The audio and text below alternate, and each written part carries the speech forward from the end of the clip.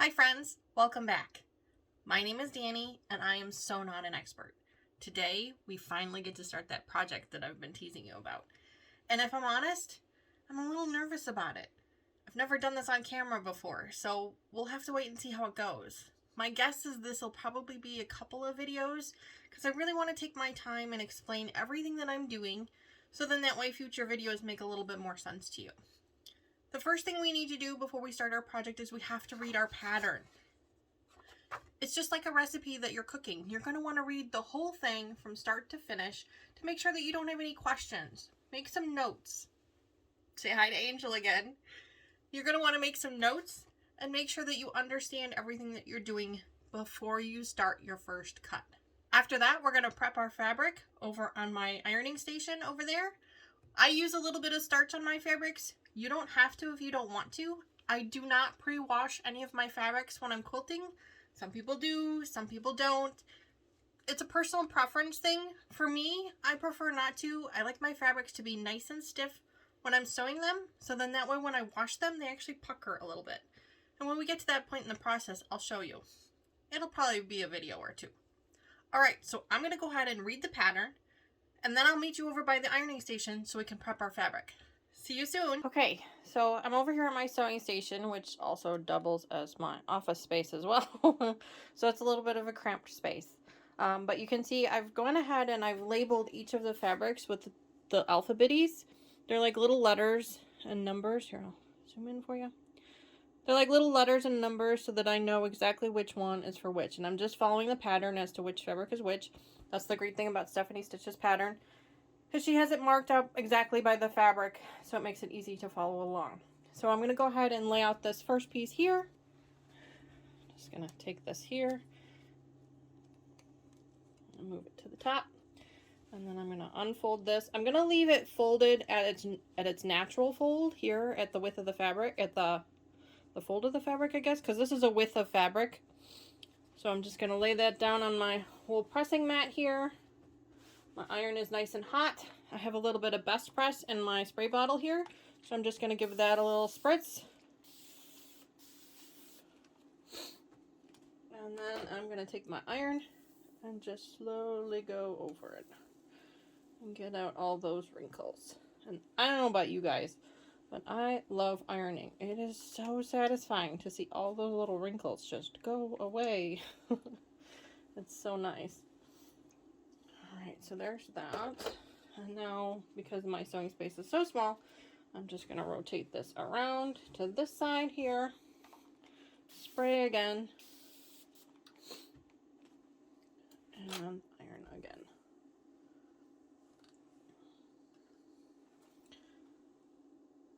Oh, look how pretty that is. Okay. Alright. So I'm going to do that to each one of these pieces over here. The red and the white pieces are pretty big pieces. Let me show you. They're pretty big pieces because there's a lot of background, and then this one is also for binding as well. So this one's these two are gonna take me a little bit longer. I'll probably do those last. But once I'm done pressing, then we'll go ahead and we'll get started with sewing. So I'm just gonna lay these out. Now, if you guys have a hanger, an extra hanger in your home, that's usually what I will lay those out on, is an extra hanger. That way it'll hang like this, and then you don't have to worry about it folding. So that's just a trick that I use. The other thing is you can lay it flat if you have the space. I do not have that kind of space. All right, I will be right back. Friends, just a real quick thing to mention. When you have your fabric folded like this, you're going to want to make sure that you iron both sides of the fabric. Because then that way you're going to get out all the wrinkles. I actually forgot to do that, and when I was putting it on my hanger, I realized there were wrinkles on the other side. So I'm going to flip this over. I'm going to iron up this side of the fabric as well, and then I'm going to put it on my hanger and do that for the rest of them. Okay, friends, I did something a little boneheaded, and I wanted to share it with you so that you can learn from my mistakes. So as I'm ironing up all my fabrics, I'm spraying my starch on the fabric so that it you know, makes it nice and smooth, and I accidentally overspray and I get it on my computer screen. I don't know if you can see it, but there's starch on my computer screen. So, word to the wise. If you're working in a small space like mine and you have electronics nearby when you're spraying your starch, you should probably cover them with a towel. So I have since then grabbed a towel, and I will go ahead and cover my computer screen with the towel so that I don't spray it any more than it already is. And I'm also going to have to figure out how to clean it off.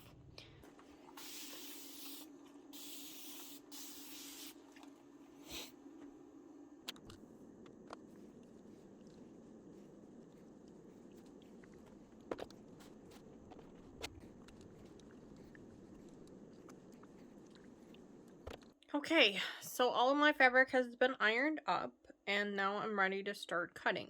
Now, I can't give you the exact cutting instructions because this is not my pattern, and I'm sure there's some type of copyright law of some kind, so I'm not going to tell you exactly what the cutting instructions are, although I guess if you probably dig close enough or zoom in, you'll probably be able to figure it out on your own. There are only 2 cuts per each piece for the hearts that we're going to make, so that makes it a little bit easy. So what I've actually done is I folded the fabric in half, so that the folded edge is down here at the bottom, and I'm lining that up with the selvage edge. This is that piece there that you're not actually going to use. That's what you call your selvage edge.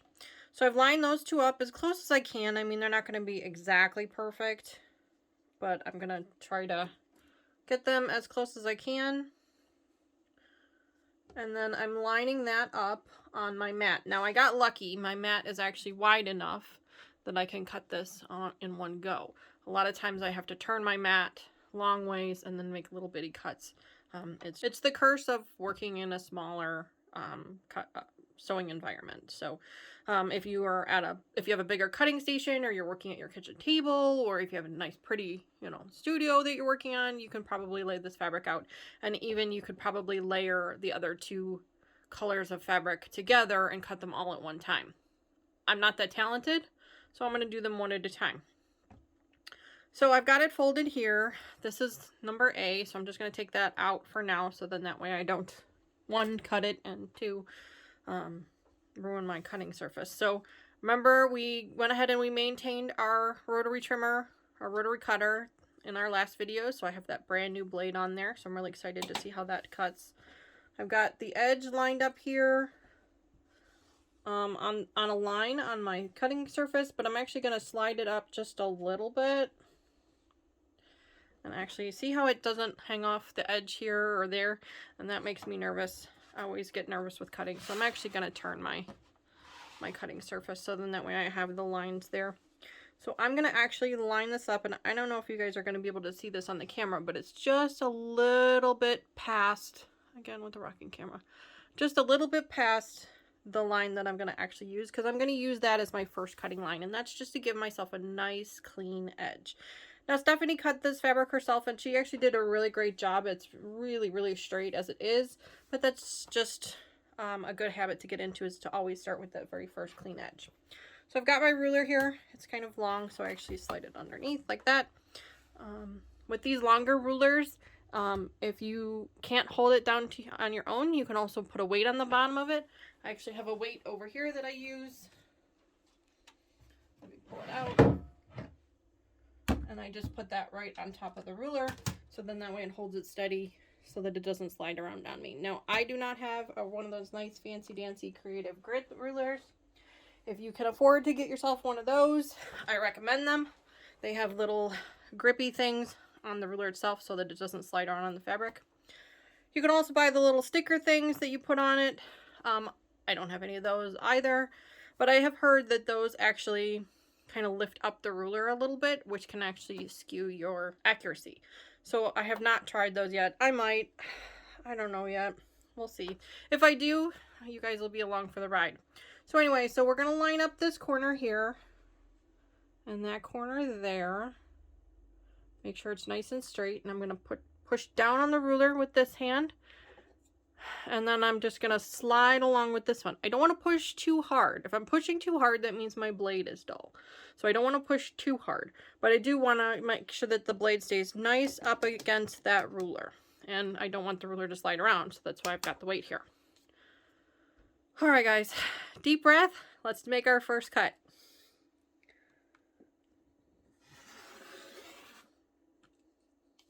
Always put that safety back on. And now let's see how we did. Oh, look at that.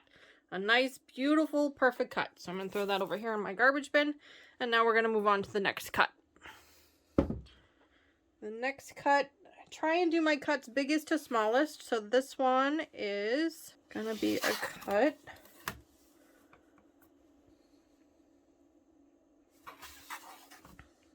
Like this. Always double check your cuts. Make sure that your lines are lined up. Put that weight on the top there. Make sure it's nice and lined up. Hold that ruler down. Open your rotary cutter. And then we're going to cut. Now the camera is actually, the arm of the camera is actually in the way. So I'm going to slide the camera over just a little bit. Sorry for the rockingness, but I don't want to bump it any more than it already is. I promise I will put it back in just a minute. Okay. Oh, you guys, I don't know if you could hear that, but I am now convinced that the more expensive blades are better than the cheaper ones. So if you can spend the money, buy yourself the expensive one, because that just cut like butter. And there you go. So there's our first piece. I'm just going to set that off to the side for now. And then the next one is, let's see, looks like she's given us some extra fabric, if my calculations are correct. But that's okay. That just makes it so if we make a mistake, we have a little bit extra to work with. So I'm just going to line this cut up here on this bottom edge here, so I know it's straight, because I know the fold is straight. And then that line there, line that up. And cut this way. Now, some people, when they're cutting their fabric, they may cut from the other side. Like, they may use their ruler as an actual measurement. So, let me show you how they would do that. And I promised I was going to move the camera back, and I forgot. So, let me do that. Okay. So, some people might measure from this side. So, like, they might line up their ruler. It's upside down. And they might line up their ruler this way and cut on this side of the ruler. And you know what? If you're more comfortable doing that, by all means, go ahead. I am right-handed, and it's just more comfortable for me to cut on the right side of the ruler. So people might think that I'm actually doing this backwards, but I don't think it's backwards. I think it's just what's more comfortable for me. So I am going to go this way, but that also means that I'm using my cutting mat as a ruler as opposed to the actual ruler, but I usually double check them. I don't know if you saw that before, but I actually pulled the ruler down, made my measurement, lined that up with where the line was on the mat, and then came back and did it that way.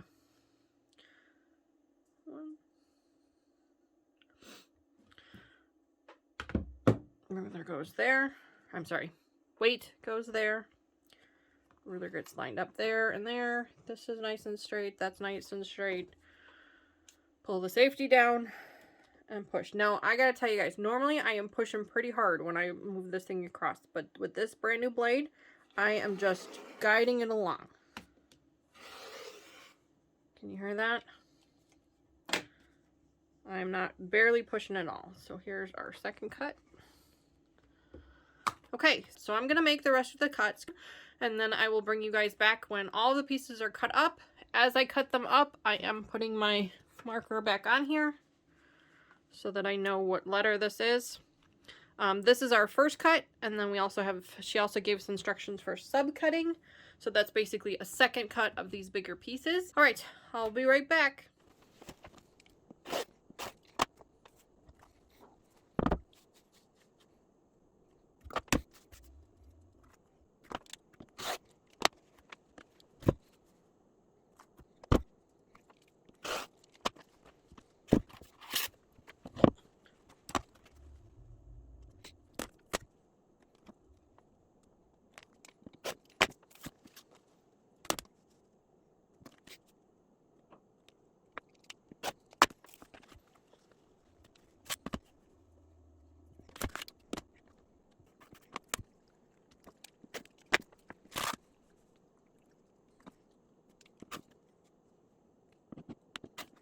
Okay, so all of our fabric is cut up.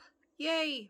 It actually was easier to cut than I thought. I always get a little anxious and worried that I'm going to cut things wrong, but turns out there's plenty of extra fabric, so if it does turn out that we did cut something wrong later on, there's enough there to fix our mistakes.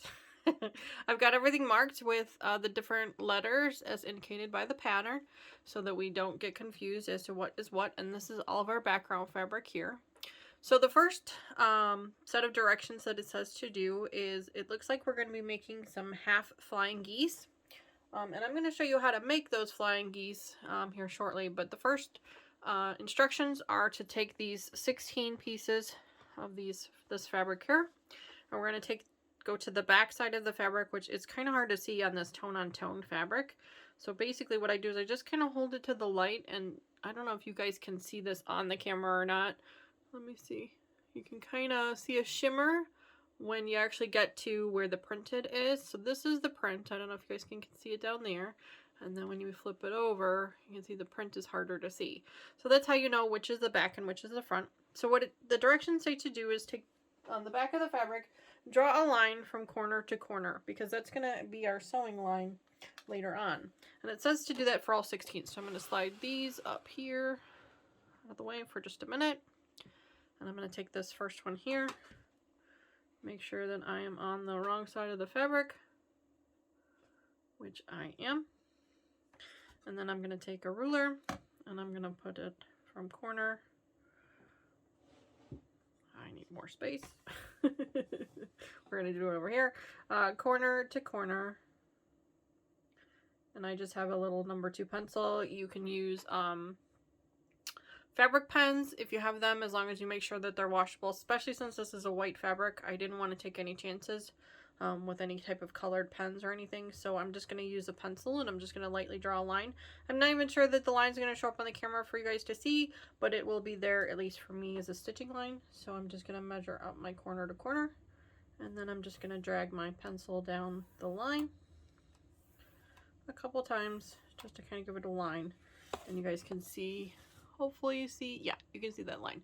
So I'm going to do that to all 16 pieces of this fabric because we're going to need that. And then it tells, the directions also say to take the smaller rectangle pieces of each of the color ones and separate them into 2 piles, 2 pieces of each, so you'll have 2 piles for each color. So I'm going to go ahead and do that. I'll get that all laid out, and then we'll actually get started sewing, which is my favorite part of this whole project.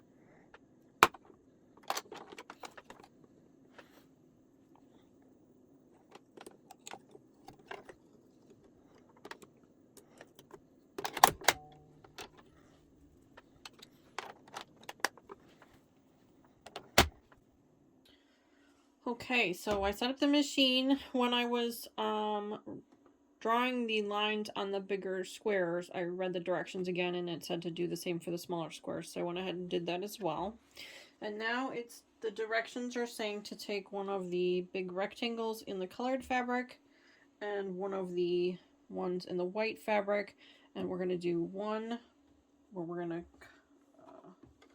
it says to lay it this way, and we're going to do one like this,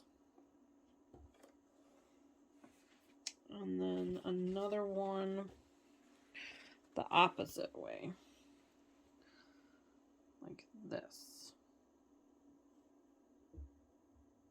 So I have one where the line is going from top to bottom, and then I have another one where the line is going from bottom to top. And it says to go ahead and sew those up together, and we're going to do that for each of the colors. We want to make sure that we have right sides together, which we drew our line on the wrong side of the fabric. So that makes it a little bit easier to know which is the right side for the background. And then obviously the colors, it's pretty easy to figure out which one it is. So you always want to keep right sides together. We're going to use a 1/4 inch seam. Now because this is on a diagonal, I'm not going to be able to use my 1/4 inch presser foot. Because of the lip that's on the bottom of it, it's not going to really ride on the fabric very well. So I'm going to have to flip this out for the other one. I'll go ahead and find that. It's in the white box there somewhere. I just have to find it. So I found my other presser foot. This one is also a 1/4 inch presser foot. That's this piece here is actually a 1/4 inch, but it doesn't have the lip on the bottom of it like this one does. So I'm going to switch it out for this one, so at least that way I can still measure my 1/4 inch. And again, there's just a little lever in the back here. You just push that down and the foot comes out easily. And here I'll show you the little lip. See this little lip here that helps guide the fabric so that you're always at a 1/4 inch. So now this foot and the clear one are the same foot. The only difference is this little lip right here is not on the clear one. So I'm just going to go ahead and put the clear one on, and we'll get settled. So we'll just slide that underneath there. And drop it down, and that clicks in. So let's get started. To the side. Okay, that's a better camera angle. Now you guys can see my white line runs in between the circle and lines up with my needle. So I'm going to go ahead and drop my needle just to make sure that it actually lands right on the line, which it does. So now we're just going to sew right down the line. And I'll try to do this with the camera here. We'll see how this goes so that you guys can see what I'm doing. Let me turn my... And I'll go slow. I'm not going to go full speed, so then that way you guys can see what we're doing. So we're just going to guide the machine right through.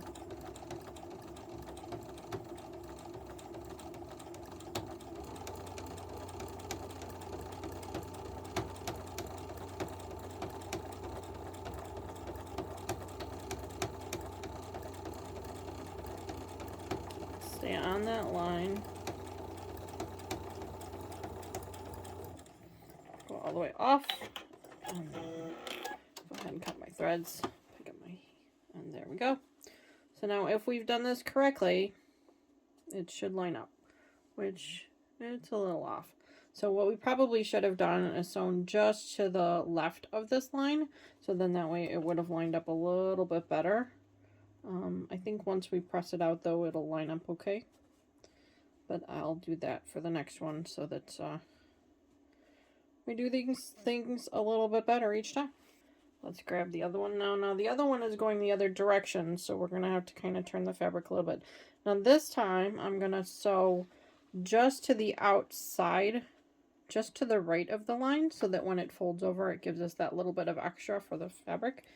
So I'm going to line up my foot just to the right of that line.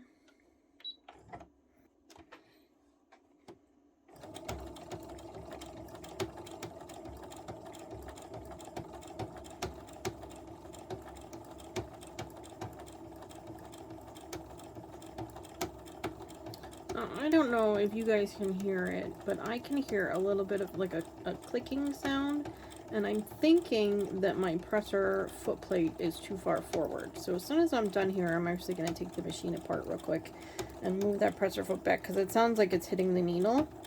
So I'm just going to flip that back real quick before we move forward, and hopefully that'll fix the problem. Okay. Now let's see if we can flip this one over. Does that one line up a little bit better?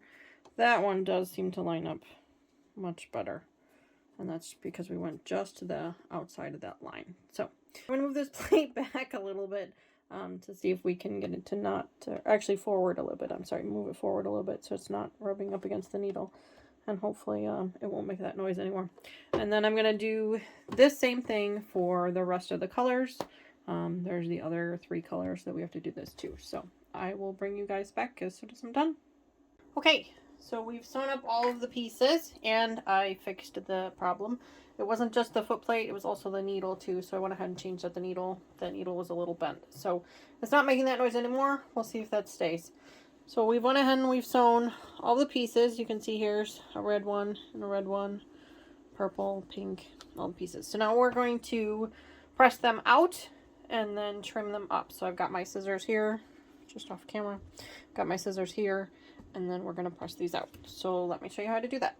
So first things first, we want the colored side down, and we're going to open the white, and we're going to be careful with it because it's now on the biased, so that means it's on an angle. It's not going with the grain of the fabric, it's going crosswise, I guess. So we want to be careful with it. We don't want to pull it to stretch it because it will stretch right now. So we're just kind of smushing it down with our fingers. And then we're going to take our iron and we're just going to press it. And by pressing it, that means we're just going to let the iron sit there for a second. We're not going to move it back and forth. We're just going to let it sit there for a second.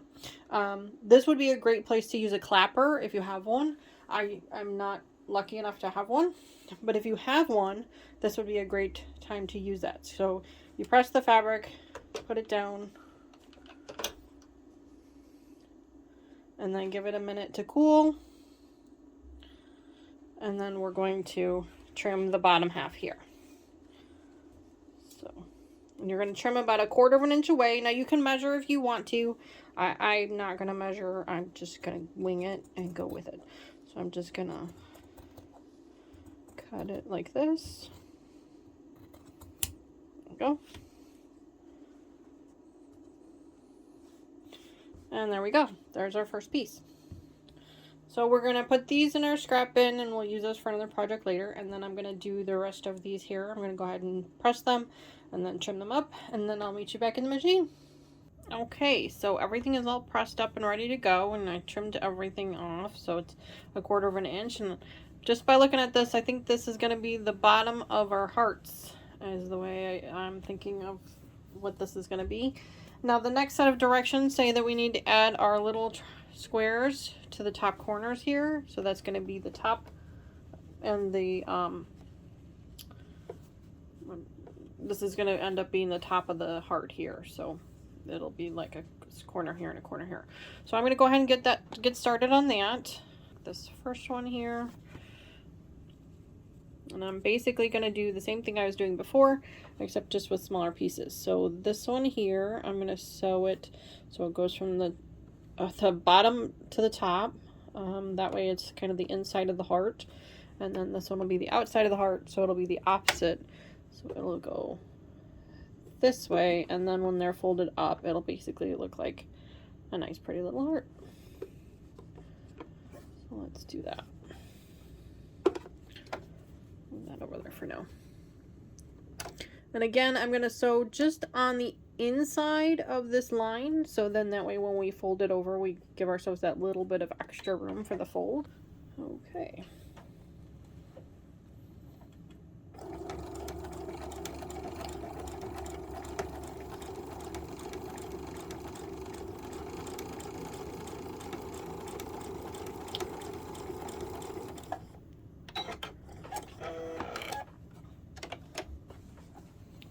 And then the other side.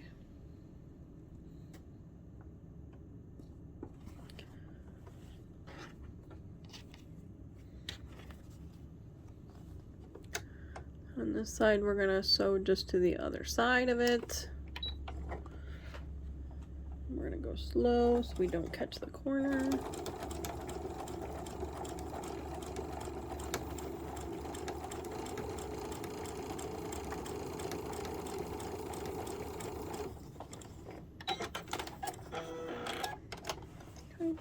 All right, and now I just go back to my pressing mat, and I'm going to press these out and then trim them the same way we just did, and then we will have a half a heart. Here, let me show you. If I pull the camera back just a little bit, you can kind of see this is going to be a half heart, so this is the bottom point to the heart, and then this is the hump, I guess, if you will. I'm not really sure what you call this. That's what that'll be. So I'm going to go ahead and do that, and then I'm going to get the rest of them going, and then I think the next step is just putting the hearts together. I'm not sure. We'll have to check the directions again. See you soon.